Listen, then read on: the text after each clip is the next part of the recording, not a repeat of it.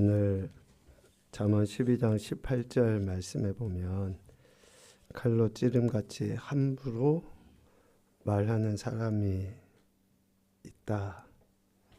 또 반대로 양약과 같은 말을 하는 지혜로운 사람이 있다 라고 이야기합니다. 과연 내 입의 혀는, 나의 말은 어떠한지. 때로는 직언이라고 하잖아요. 필요해요. 칼로 찌른과 같은 말로 이렇게 하는 것도 때로는 필요합니다. 그런데 그게 도가 지나치면 오히려 이제 그렇게 말하지 않는 것만 못하게 되는 결과를 가져오게 되죠. 세상 사람들도 말 한마디로 천냥빛을 갚는다 라는 이야기를 하잖아요. 말만 예쁘게 잘해도 정말 우리가 관계가 이렇게 어그러지지 않는데 말 때문에 많은 문제들이 야기되는 것들을 보게 됩니다. 시편 12편 1절부터 4절까지 말씀을 우리 화면을 보면서 같이 한번 읽어봅시다. 시편 12편 1절부터 4절입니다. 시작. 여호와여 도우소서. 경건한 자가 끊어지며 충실한 자들이 인생 중에 없어지나이다. 그들이 이웃에게 각기 거짓을 말하며 아첨하는 입술과 두 마음으로 말하는도다. 여호와께서 모든 아첨하는 입술과 자랑하는 혀를 끊으시리니 그들이 말하기를 우리의 혀가 이기리라. 우리 입술은 우리 것이니 우리를 주관할 자 누구리요 함이로다. 아멘. 현재 상태, 실상이 어떠한가 보면 1절 경건한 자가 끊어지고 충실한 자들이 인생 중에 없어지는 그러한 현재 상태를 이야기해요. 지금 이 세대가 그런 거예요. 경건한 자가 없어져요. 충실한 자들이 없어집니다. 여기서 경건한 자가 끊어졌다라고 하는 말은 사회가 극도로 부패하여서 경건한 자, 하나님의 말씀에 다스림을 받는 사람들을 찾아볼 수 없는 지경에 이르렀다라는 거예요. 충실한 자들이 인생 중에 없어졌다라고 하는 것은 하나님의 언약을 신실하게 지키는 자들이 없어진다라는 것을 이야기합니다. 제가 한번 넘겨볼까? 그러니까 결국은 하나님의 말씀에 의한 경건, 하나님의 말씀에 의한 신실함이 없어져 버리는, 찾아볼 수 없는 이러한 상태가 되었다라는 것을 이야기하죠. 경건한 자가 이렇게 끊어지고 충실한 자가 없어지기 때문에 어떤 현상들이 나타납니까? 2절과 4절에서 이야기해요. 이웃에게 각기 거짓을 말하고 아첨하는 입술과 두 마음으로 말하는 사람들이 많아져요. 4절 우리의 혀가 이기리라. 우리를 주관할 자 누구리요?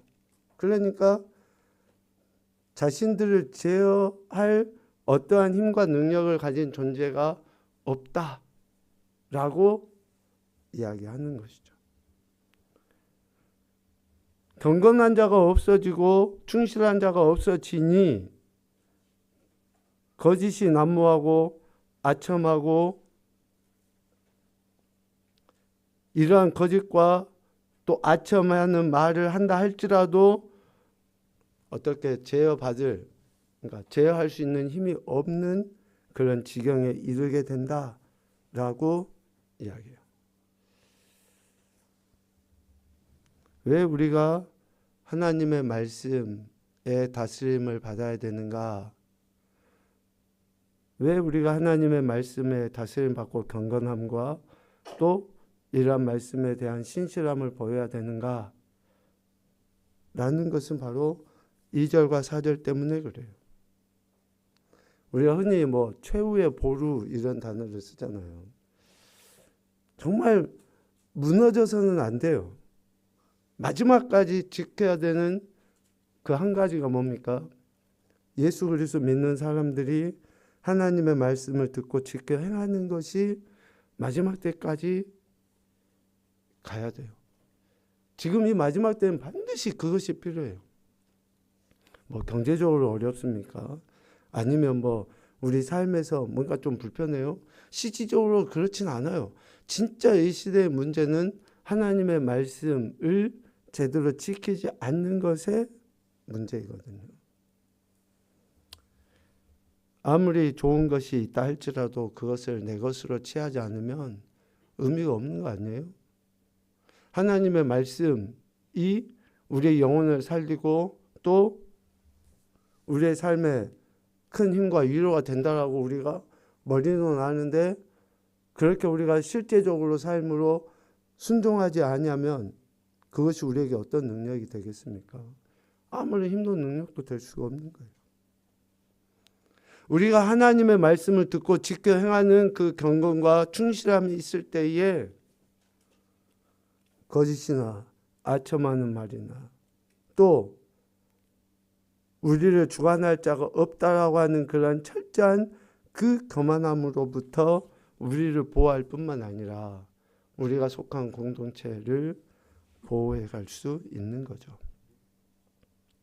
이렇게 하나님의 말씀을 듣고 지켜 행하기 위해 필요한 즉 해결 방법을 보면 오늘 1절 전반부에 그렇게 이야기하죠. 여호와여 도우소서. 또 3절에 이야기합니다. 여호와께서 모든 아첨하는 입술과 자랑하는 혀를 끊으셔야지 된다. 라고 해요.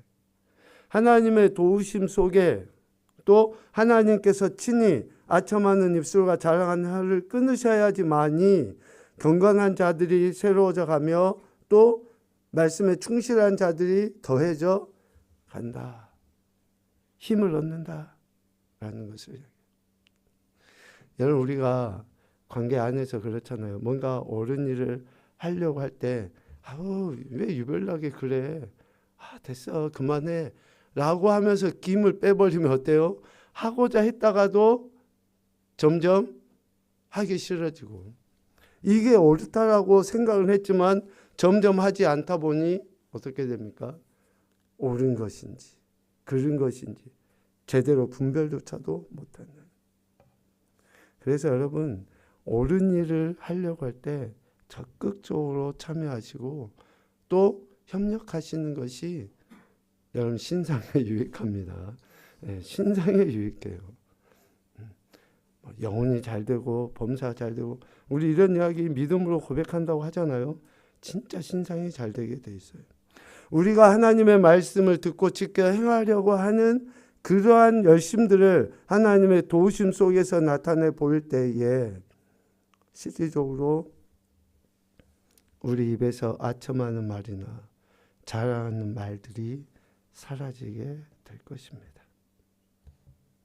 결국 하나님께서 우리의 혀를 다스릴 수 있도록 할 때에 우리 안에 이러한 말씀에 대한 바른 태도를 취하게 되는데 왜 우리가 이렇게 하나님의 도우심 속에 아첨이나 자랑이나 혹은 거짓말을 하지 않아야 되는가?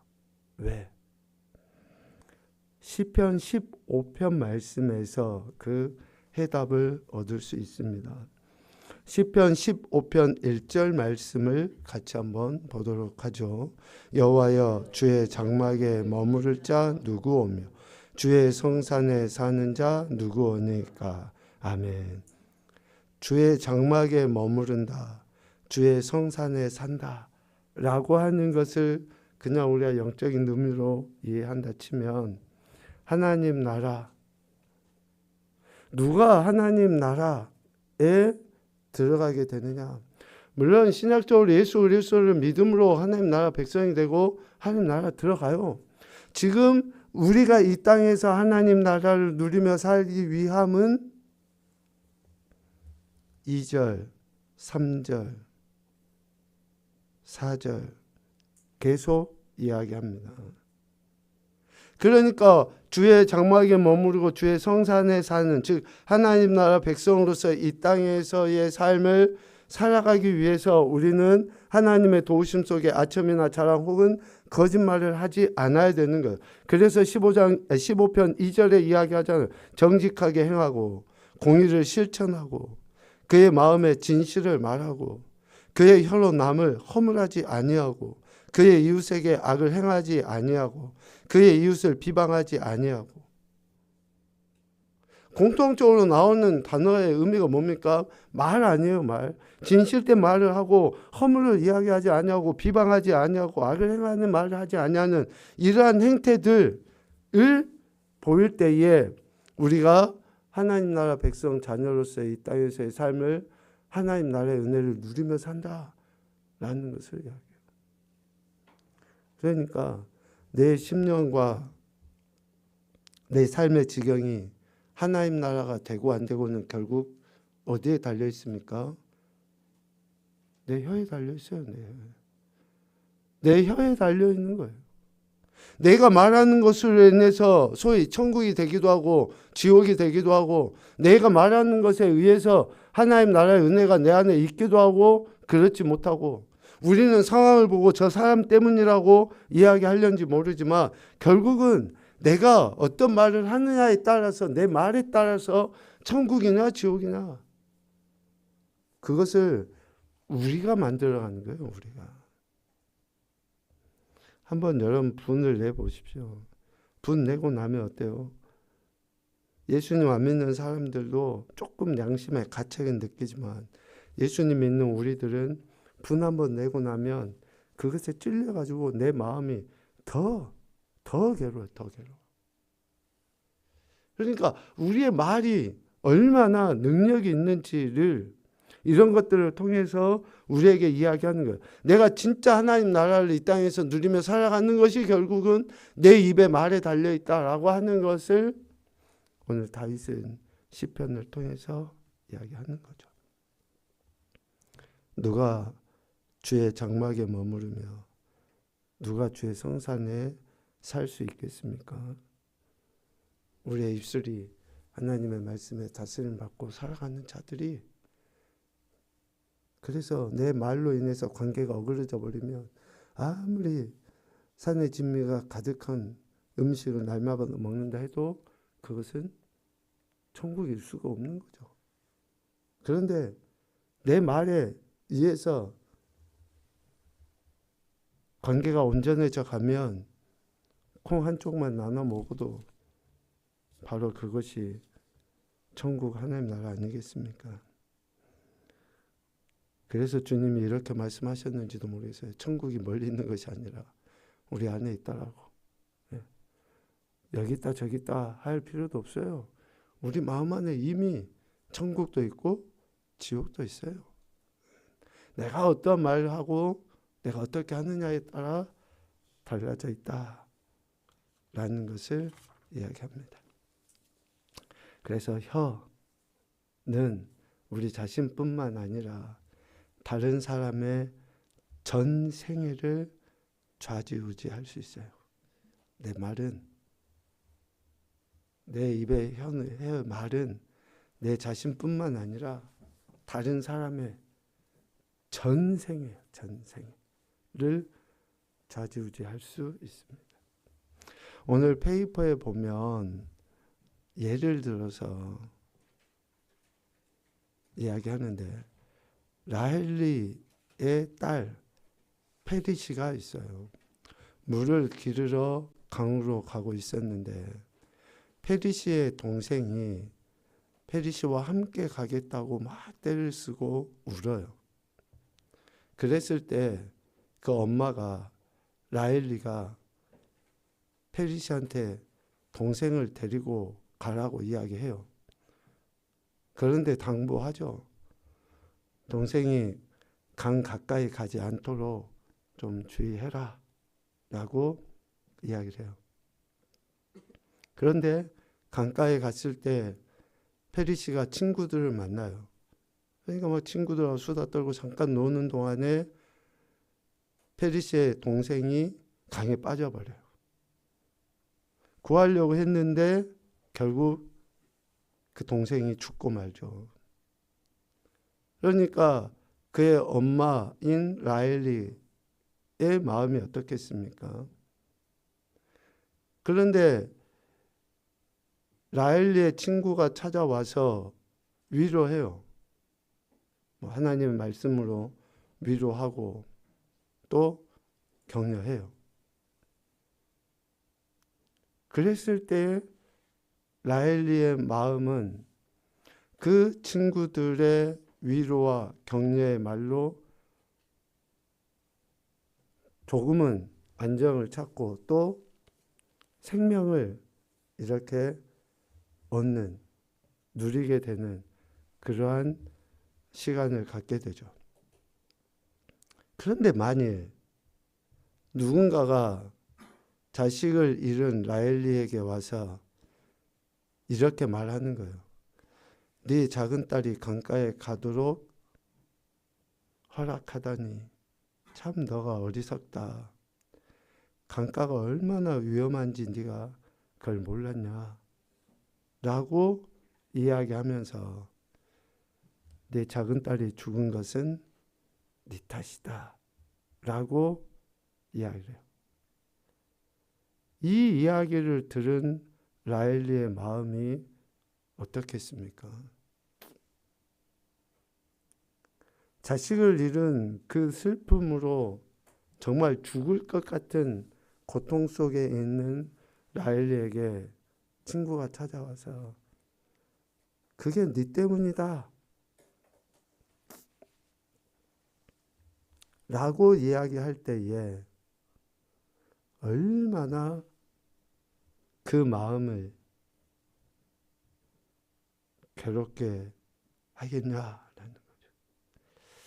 좀 어쩌면 오늘 예를 든 이 이야기가 극단적인 예인 것 같지만 우리 삶에서 정말 크고 작은 이런 문제가 생겼을 때에 이 문제가 네 때문이야. 네가 이래서 이래. 아니 문제로 인해서 지금 충분히 괴롭고 힘들잖아요. 정말로 내가 누구보다도 정말 힘들고 아픈데 그 문제의 원인을 꼭 찍어서 이야기를 하고 그런 말을 통해서 어떻게 위로가 되겠습니까? 누구보다도 힘들고 괴로움 속에 있는 그를 위로하는 것은 뭐 원인을 밝히는 데 있는 것이 아니잖아요. 그러한 말을 들었을 때, 즉, 네 딸이 죽은 것은 네 때문이야 라고 하는 말을 들었을 때에 라헬리는 어떤 생각을 갖게 되겠습니까? 아, 나 때문에 딸이 죽었으니 내가 죽어야지 하는 마음을 갖지 않겠어요?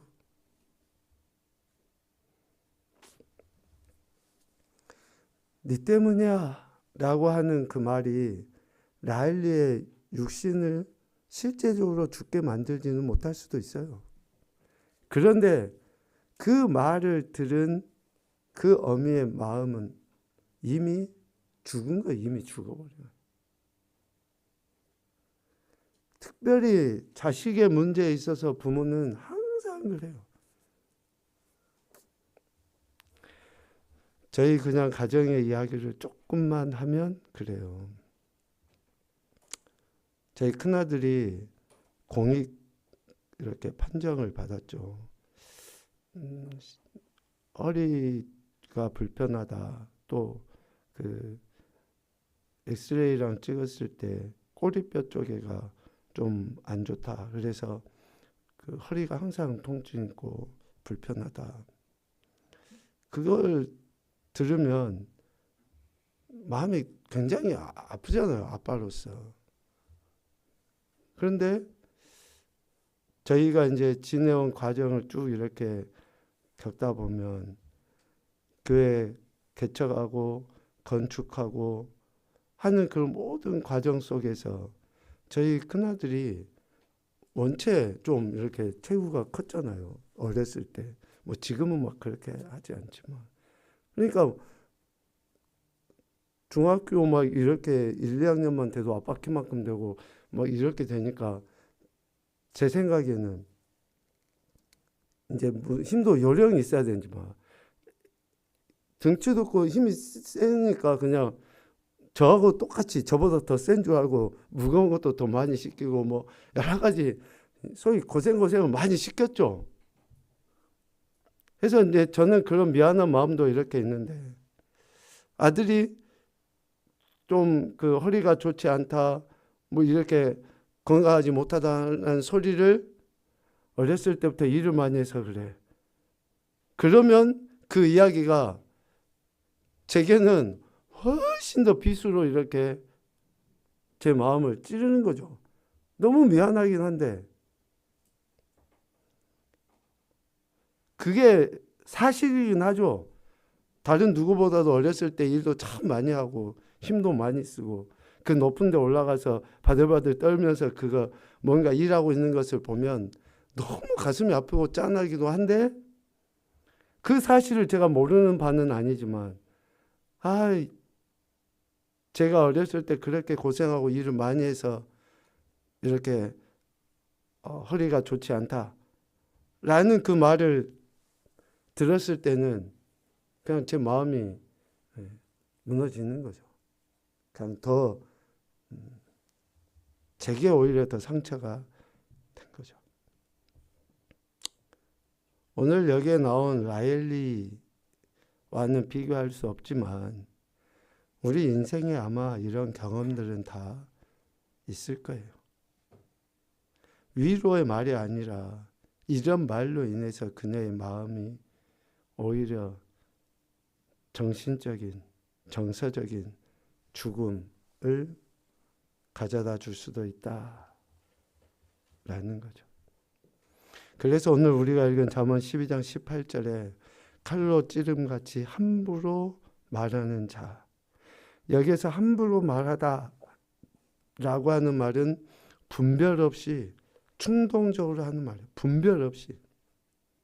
지금 그 상태에 있는 그 문제 가운데 자녀를 잃은 슬픔 가운데 있는 사람의 마음이 어떠한지 헤아리지 않고 분별하지 않고 그래서 여러분 욥의 세 친구들이 하는 이야기가 틀린 이야기예요? 아닙니다. 욥의 세 친구들이 욥에게 와서 하는 이야기 원론적으로 맞는 이야기예요. 그런데 원론적으로 맞는 그 이야기가 오히려 욥을 더 고통스럽게 심지어는 자기의 생일을 저주하면서까지 차라리 내가 죽었어야지 하는 그러한 심정까지 들게 만들었던 거 아닙니까? 함부로 하는 말, 분별 없이 충동적으로 하는 그 말은 칼과 같다. 양면에 날이 선 칼. 찔러서 죽이는 데 사용하는 그런 칼과 같다. 그래서 말은 칼로 찌르는 것 같을 수도 있다라는 것을 이야기해요. 우리 속으로 깊숙이 파고들어 우리 마음에 상처를 줄 수 있다는 거예요.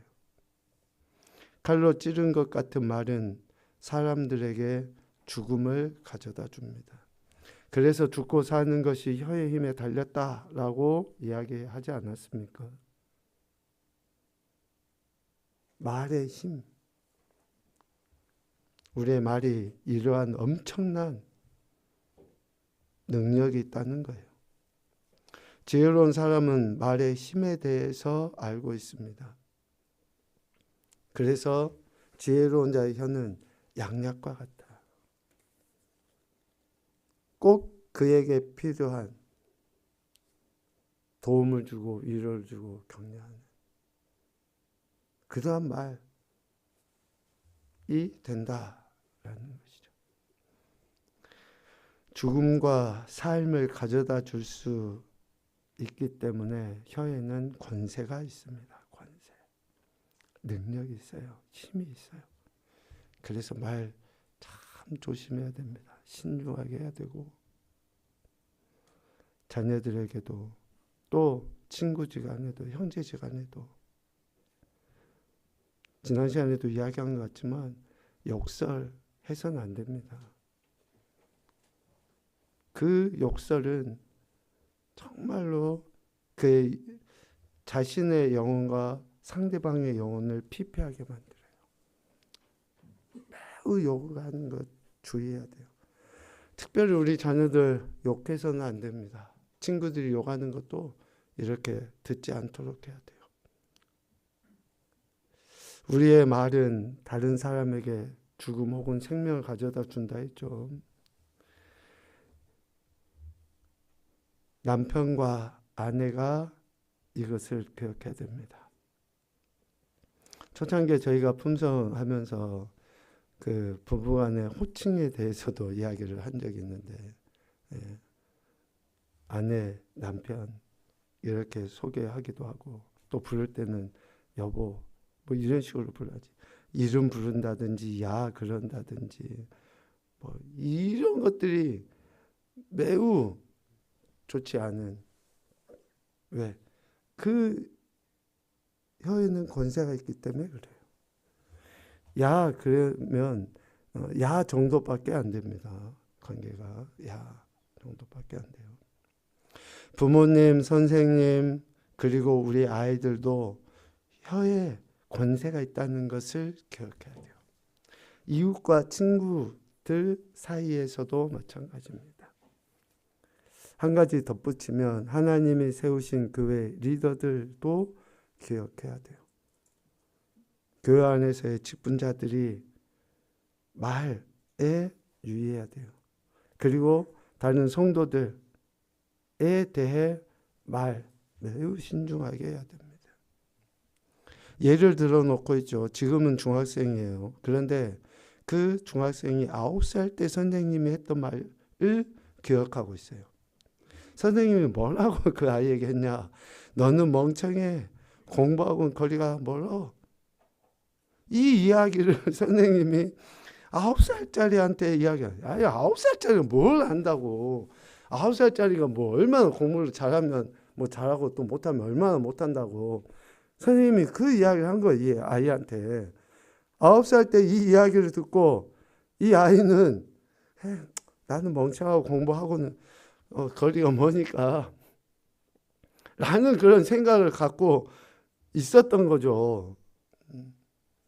그냥 이런 그냥 얼토당토하는, 여긴 잔인한 말이라는데 이 잔인한 말을 그 아이는 그냥 믿어버린 거예요. 그러니까 뭐 내가 뭐 공부해서 뭐 되지도 않는데 하고 계속 그릇된 길을 가잖아요.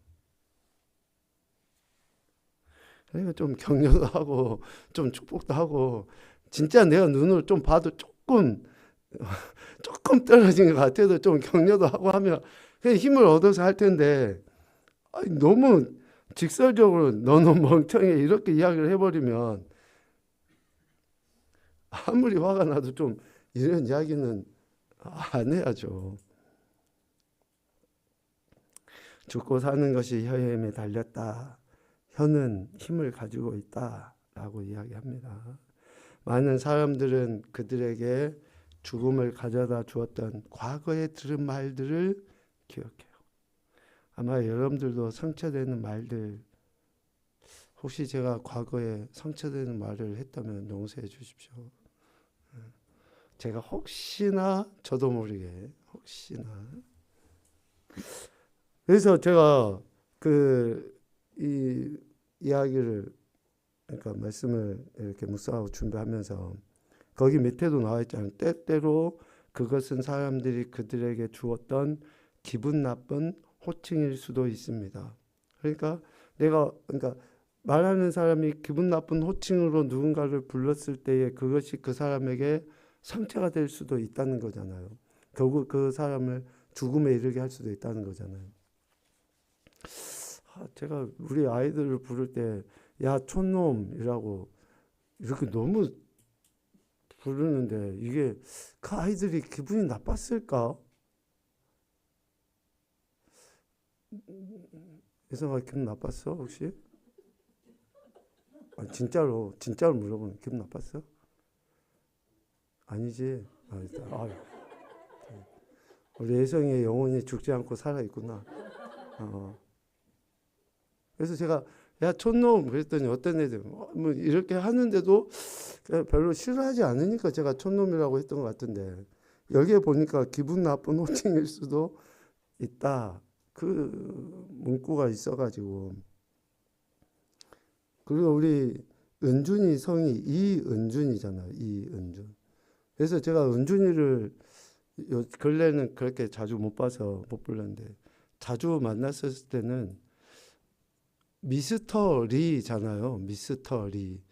근데 제가 은준이를 빨리 부르면 미스테리 이렇게 미스테리 그렇게 자주 불렀거든요. 미스테리한 네. 그런 호칭이 우리 은준이한테 기분이 나빴을까? 근데 저한테 친근하게 대하는 거, 그러니까 가장 친근하게 대하는 것이 머리를 이렇게 쓰다듬으면서 이렇게 하는 그게 가장 친근한 거니까. 하여간 오늘 여기에 기분 나쁜 호칭, 근데 기분 나쁜 호칭이 그렇게 어떤 단어적인 것뿐만 아니라 우리가 존대를 제대로 하지 아니하는 것일 수도 있잖아요. 여간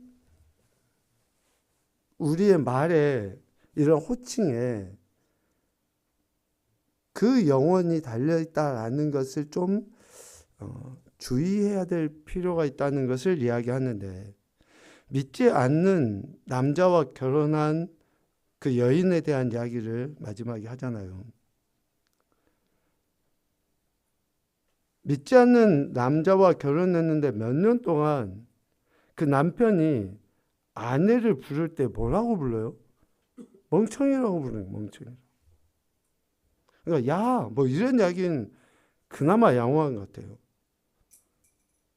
많은 은사를 갖고 있었음에도 불구하고 남편이 그렇게 부르는 것 때문에 위축된 거죠. 뭔가 좀 하다가 실수하면 내가 멍청해서 그런가?